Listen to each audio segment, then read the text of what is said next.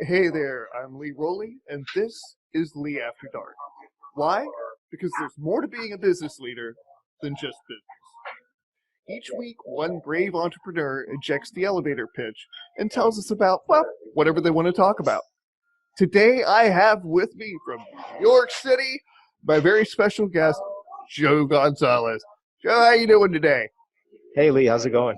It's going fantastic, and in true New York style, you've got the cafe noise in the background, and that's just adds character to the discussion. And this is Lee After Dark, after all, right? I mean, it's either that or you're gonna hear the background of the gym, and that's gonna be way, way louder. Ooh, the grunts and groans. No, we got that. So, all right, well, very cool. The rules are simple, Joe. You've got 20 minutes to talk about anything you want except your business. If Got you're it. successful, you'll have 5 minutes afterward to pitch your fool head off. But each time you slip up, you'll lose 1 minute of time at the end to tell us about your offer. Got I'll it? get one demerit. Gotcha. Demerit, yes, exactly. All right. Well, you ready?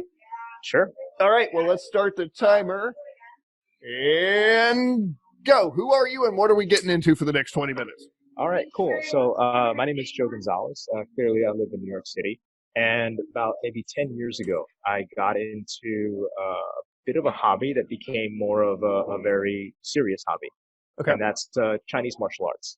So I was always curious. Like I was always a huge fan of Bruce Lee way back when I was like 5, like everyone else. Sure. And but there was something in me that always could say like, you know what? I don't want to just go to like the whatever martial arts studio is opening up down the block. Like I was very, very discerning even back then. I said, I don't want to go to somebody unless I know that they're the real deal. Okay. So I was visiting a friend of mine in his salsa class, and I actually dragged him to that salsa class originally. And I met this guy that taught like Chinese martial arts, and I didn't know anything at the time. I just knew like Tai Chi or whatever. And this guy looked at my footwork and he was like, huh, you know, you could be a really, really good fighter. And I had never gotten in the ring before. I never even thought about it. And I was like, yeah, whatever. So he has me come into one of his classes on Friday, and it's like this two man partner exercise, right? And so I say like, dude, does this stuff really work? Like, I don't think that this stuff can really, hold its own. And he said, do you want to try me? And, in typical New York fashion, I said, sure. So You yeah, gotta. why not? Let me set you the backdrop of this. So we were in like a traditional, like an herbal kind of store. Like they sold like herbs. Like if you go to acupuncture, like they give you a prescription, you go get Oh, your okay. herbs at the Right. store. Okay. So I was like at an herbal store, and it was after hours, and it was just me and him. I guess it was like he had just started up like promoting, his classes or whatever.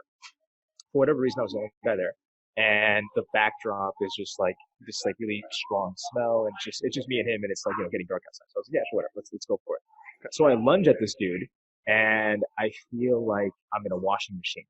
Like I'm tumbling around, and then he places me on the floor. He doesn't throw me, he doesn't slam me. He places me gently on the floor like a kitten. Right. And then I look up at him and I'm like, can you do that again?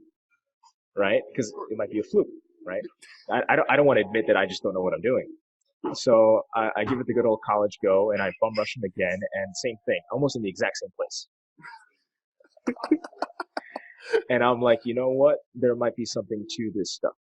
So I started off initially just training that particular style with him. This is known as Ely Tren. Okay.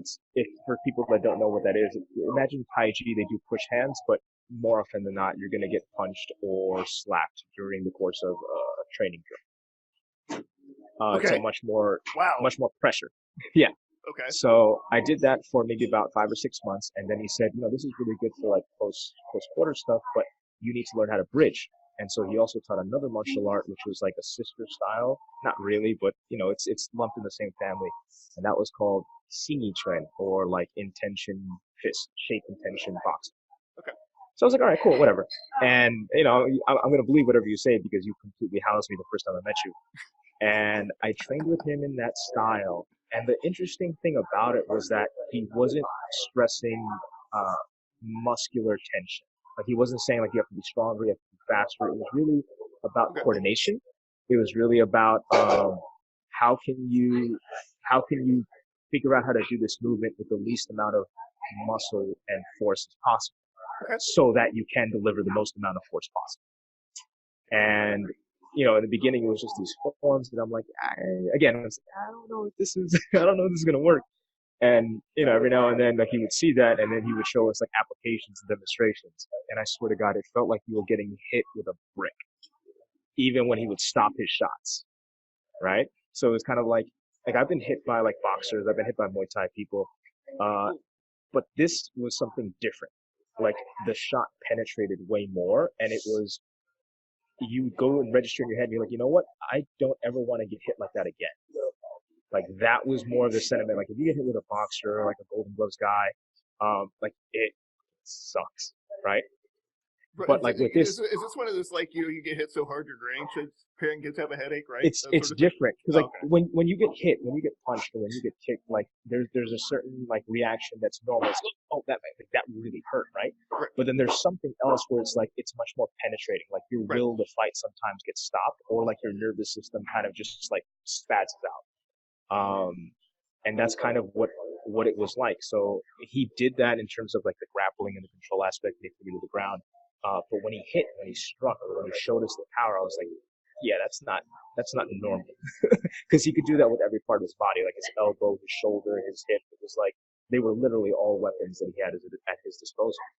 So I trained with him for a few years, and we competed. Like, he had all of us compete after about a year or so. He says, you guys need to know if you can use this or not.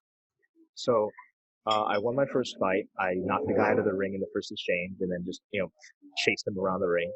I lost my last one because the guy had just tremendous reach, and I really loved the intricacy of the art. Like, I loved how his approach was really go out and practice, spar with whoever you can, and if something doesn't work, we'll come back and we'll troubleshoot it. So it wasn't this whole blind faith of like, we have like superior technology, it's this mysterious art form, and it's very dangerous, you can't practice it. No, you have to learn how to use this. So I really loved that approach to it. Okay. And over the years, I wanted to go like, all right, well, where did this style come from? Because I'm very much interested in like, the root issue. Like, where did these things come from? Yes, that is true. So I was like, this all right. about you. Yes. So I kept researching, and I found. So the funny thing is, I actually was Googling it, and in Mandarin, when you're writing it out, there's like the romanticized letters, like pinyin. So there's a character, and then there's the English letters that are trying to describe the sound. Okay. So for sing, it's Xing. For xin, it's Xin. So it was like 3 a.m. one night, and I misspelled sing with a G. I dropped a G, and I found this dude's website in Flushing. And I'm like, what is this? So then I Googled a little bit more about it, and like, this was the style that originated the other 2 styles that came from it. So there was Dai family Xingyi, and then Xingyi trend, which is what I used to study, which was like, they came after Dai family. So it was like 2 generations above.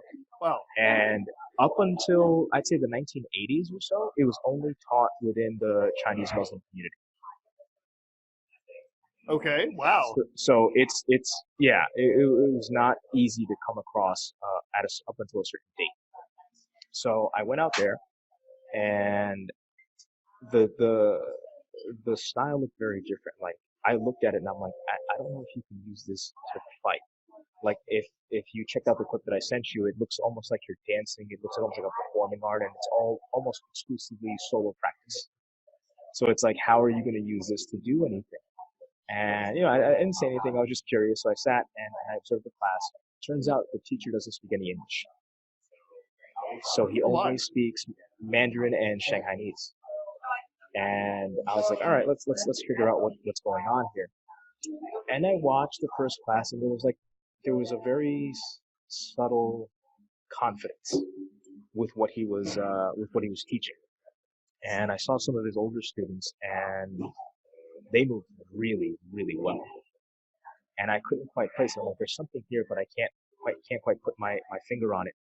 And I went back for a second week, and he's not one to really demo at full speed. He kind of just says, hey, do this because this is your level. Just pick up this foot and do this. Like, it's a very, very basic, like almost anyone could mimic what he was doing. Gotcha.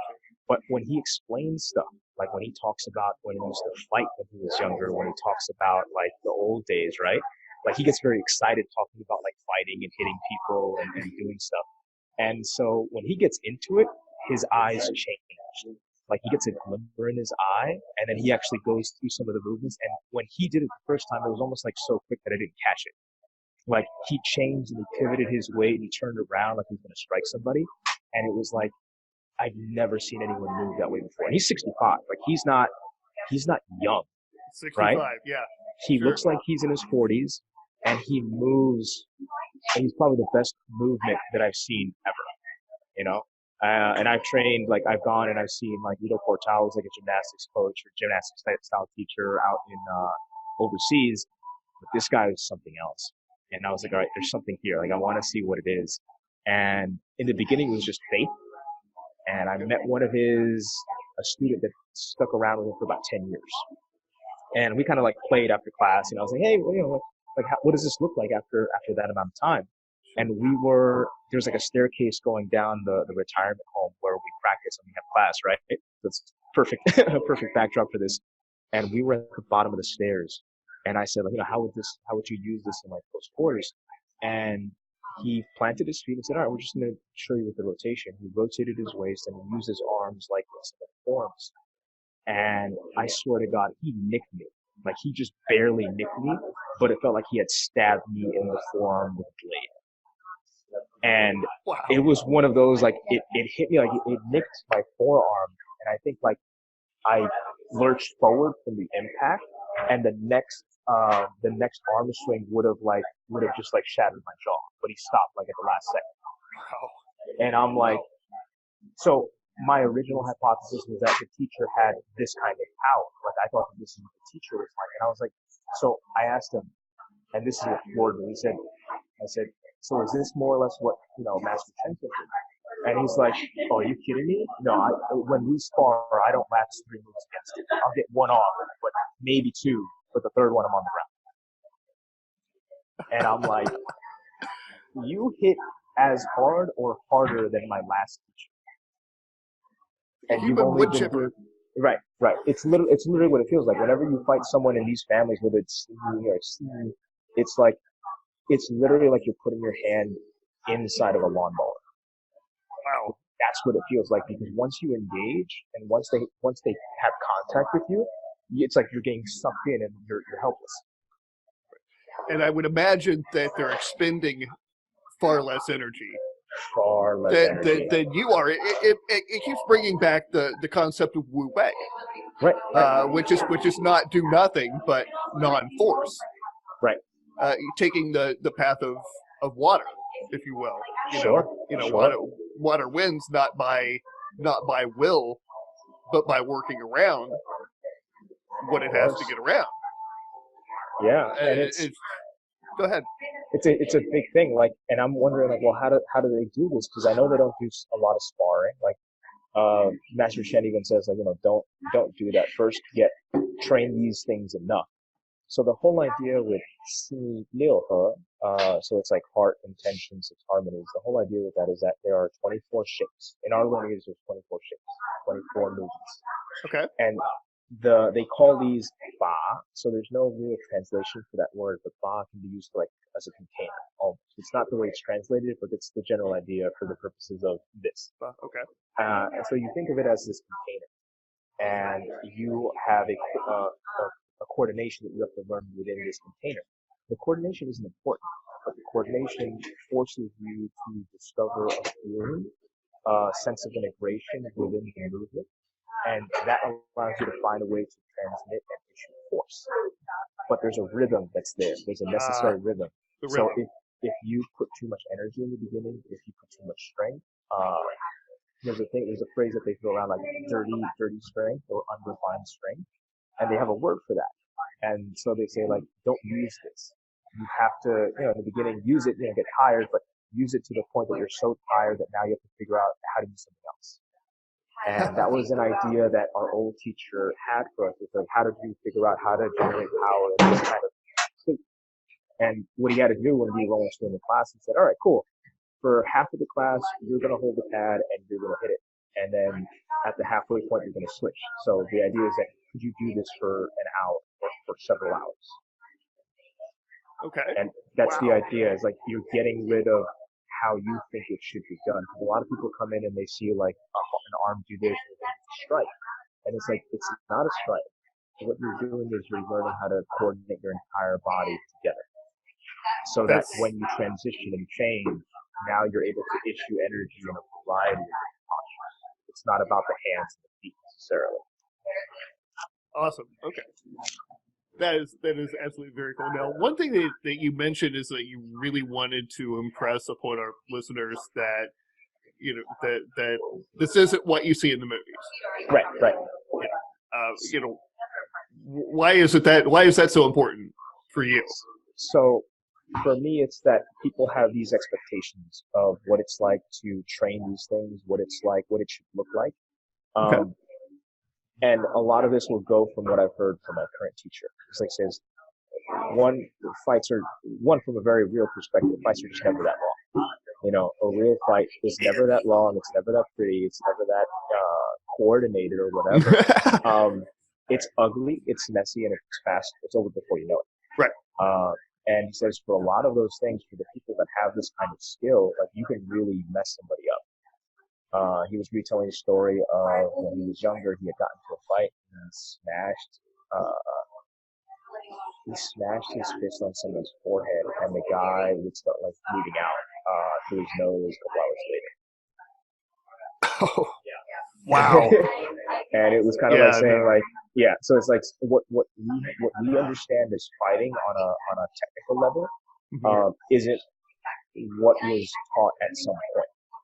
Because for them, it's, you think of this idea of like, what is the basic skill that you can teach someone so that they can hit hard? Well, learning how to be more efficient, right? Learn how to stand really efficiently, learn how to walk, learn how to shift weight, do all this stuff really, really like to a level. I'm gonna borrow from the Doctor Strange moment, to a level hitherto unseen before. There you go. Right? So the idea is that Kung Fu is not Chinese martial arts. It's not this umbrella term for Chinese way of fighting. Gong was a very specific skill. It had to do with body integration. It had to do with a certain level of emotional stability. So it's even in the name, Seen. Seen is heart, E is intention, but if you combine them together, there's a bunch of different ways to interpret that. Okay. So now it's like, he even said, like, if you just go in and you try to do the practice and you just try to be correct and you try to do it right, that's a healthy way to do it, to get better at something, right? Just to try to do it as best you can. But he said there has to be an appropriate attitude. There has to be an appropriate emotional component going into it, because if you just mimic the external shape, you will only reach a very, very low level. It's about having this seriousness when you practice. You're still paying attention, but it's like a child practicing. You ever see kids playing tag? Like, they'll play tag and they'll be very into it, they'll be very invested. But when it's like, the lunch break comes or mom calls them home, it's like, no. Now it's done. They can put it in a box and they can go and do something else. Right. So that's something a lot of us lose as we get older too. Sure. Yeah, absolutely. So there has to be this playfulness. There's like, it's almost like you're flirting with this idea that you're practicing with, saying like, so there's rhythm here. What's the rhythm? He's like, oh, he said this about this other shape, but he always says it's applied universally. So he says, how can I plug this into this thing, even though it may not be the same on the surface? So exactly. There's a lot of investigation. He said, like, if you start to practice this practice will become your life. So I didn't realize what he was talking about until maybe a few months ago, where I finally started to feel some stuff. Not like I don't have any real skill in that department, but it's like I can start to feel some of the stuff he's describing. And so now, when you do it correctly, it feels good. Like it's one of those very addictive things that you want to do it all the time. So like I'm walking to the subway or whatever, and I'll practice like a piece of the arm movement, or I'll try to find that same coordination, that rhythm that he's talking about. So the rhythm is the most important thing. Timing is the most important thing. Because if you have the rhythm, the coordination doesn't have to be perfect. But the rhythm, it's like there's a wave that you have to learn to feel before you can ride it. Right. it becomes an intelligence of its own. Right. Absolutely. In a way. So, it's, as is everything. And one of the things that I really enjoy about martial arts and Eastern thought is that, nothing is as simple as it seems. And yet the whole idea, if you follow it through, is to bring you back to the beginning. Sure. To bring you back to that simplicity. And Buddhist monks are great at kidding us back into reality, into the natural state. And I think it's a little like what you are talking about in physical form, is that you're talking about the natural actions, the natural movements of the body that create enormous force. And it's all these things that we put into it to try to make it better that essentially weaken us. Right. Like they have this saying that gets used a lot. It's like adding legs to a snake. A snake is fine just the way it is, and we're trying to improve upon it because we think we know better. And that's really what gets us in a lot of trouble. Like we think we know better. We think that our experience is supreme experience, and so we try to add things that have no business being there in the first place. Absolutely. I couldn't agree more. And you know what? With that said, you have successfully completed the Lee After Dark challenge. Yay! So that's it. I know that was 20 minutes, dude. Yeah, I know. I was just like, really? Already? We're doing that? Okay. You didn't think I could do it, did you? I had no doubt in my mind. So, all right. So I'm keeping my end of the bargain. You've got up to 5 minutes to pitch your fool head off. So if you want to talk about your business, an offer you got going on, how to get in touch with you, it's yours. Sure. I'll just tell people about what I do. I don't think it counts as a pitch, but here goes. So my name is Joe Gonzalez. I am a motor skills coach. And what I do is I coach people with movement and help them overcome a lot of the pitfalls associated with getting older. So if that's lower chronic lower back tension, hip issues, knee issues, what have you, or if you just feel like your body's starting to betray you, and all of a sudden these things start popping up, like all of a sudden my knee, all of a sudden my back. Well, I'm here to tell you that it's not all of a sudden. It's based on skill. It's based on learning how to deal with gravity, much like the old Chinese martial arts. It's learning how to appropriately breathe, which is one of the hardest things in the world. And a lot of what I do focuses on the nervous system. So your brain needs specific inputs to create efficient movement patterns. Better ingredients get you better cakes. So I teach you how to get those better ingredients. And if you want to reach out and find me, you can visit my website, www.mejorstrength.com. That's MEJOR. Instagram is @mejorstrength. You can find me on LinkedIn, Joseph F. Gonzalez. And I think that's all of my social media. So I do remote coaching as well if you're not in the New York City area. Absolutely. And I can just tell you, just from following you for a while, your content is absolutely stellar, and you've got a strong focus on teaching and giving and providing value. So that's something that I really respect and commend in a professional. So anything else you want to tell us about? No, that's pretty much it. Yeah. All right. Well, that was quick, but that's okay. We can deal with that. Joe, absolutely fantastic guy, and I can't say enough good things about you, man. And I appreciate you taking the time out. And the cafe ambiance, New York City, and everything. Little butt photo bomb just goes by. So we got a nice little shot of that. So thanks so much for sharing with us today. I love talking about martial arts and getting into the philosophy behind it. Those of you who are listening, go follow Joe. Check him out at mayhorstrength.com, and again, mayhorstrength again on Instagram.